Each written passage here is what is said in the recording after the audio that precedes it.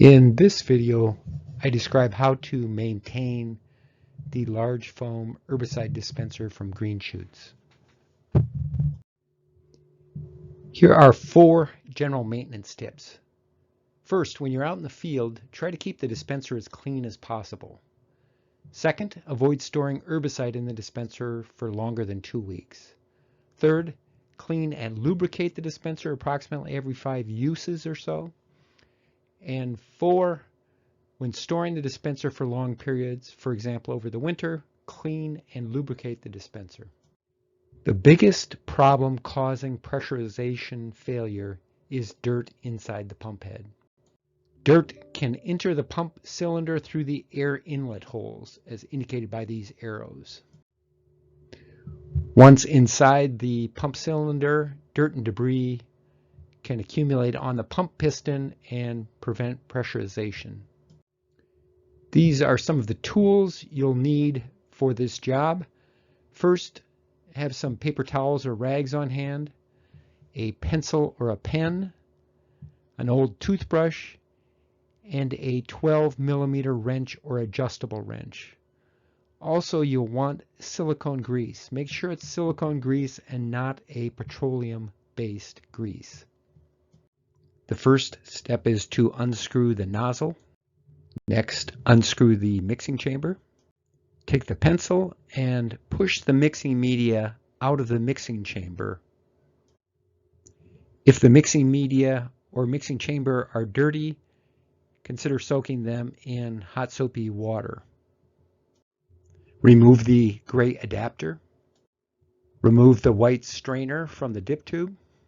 Place the white strainer inside the gray adapter as shown. With the white strainer inside it, screw the gray adapter part way back onto the pump head. Leave a space as shown at left. Lift off the black trigger. The black fitting and the valve stem are now visible. Use a pencil or pen to push the valve stem out. Be careful not to drop the valve stem as it falls out. Disassemble the valve stem. Inspect the 2 O-rings and then grease the O-rings with silicone grease. Reassemble as shown at left. Unscrew the black fitting with the 12mm wrench. Pull the piston out of the pump cylinder. Use the toothbrush and paper towel to clean out the pump cylinder. If any of the parts are dirty, soak them in hot soapy water. Check for damage. You can use the toothbrush to help clean out the pump head. After cleaning, examine the inside of the pump cylinder. Make sure it's free of dirt and debris. Next, clean the piston. If it's dirty, soak it in hot soapy water. Now remove the O-ring from the piston and check for damage. Work silicone grease into the O-ring if it's in good shape. Reattach the lubricated O-ring to the piston. Apply grease liberally to the inside of the pump cylinder. Place pump head upside down as shown. Lift umbrella valve flap up with fingernail and spread grease underneath the flap. Spread grease on the entire flap surface. Wipe off excess. Insert the piston back into the pump cylinder. Tighten the black fitting with the 12mm wrench. Don't over tighten.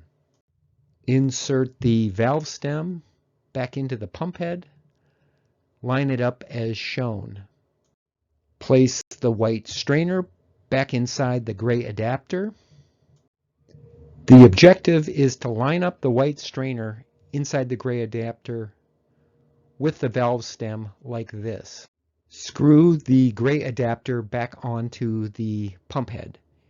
It should screw on easily. If you meet resistance, remove the gray adapter and reposition the valve stem and try again.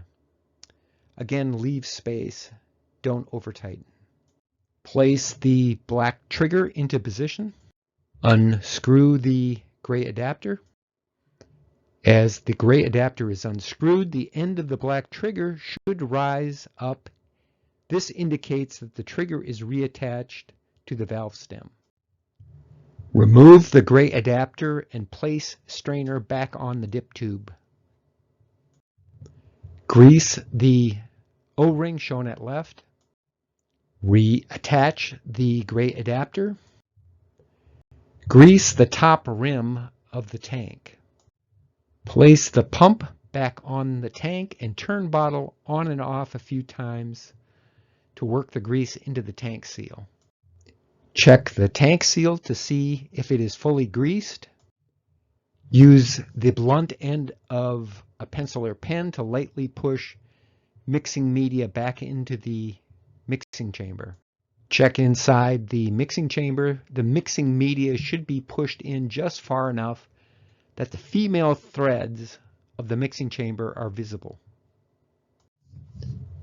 Reattach the mixing chamber and nozzle to the dispenser. Test the empty dispenser by pumping it a number of times to see if it holds pressure. If it does, that's it.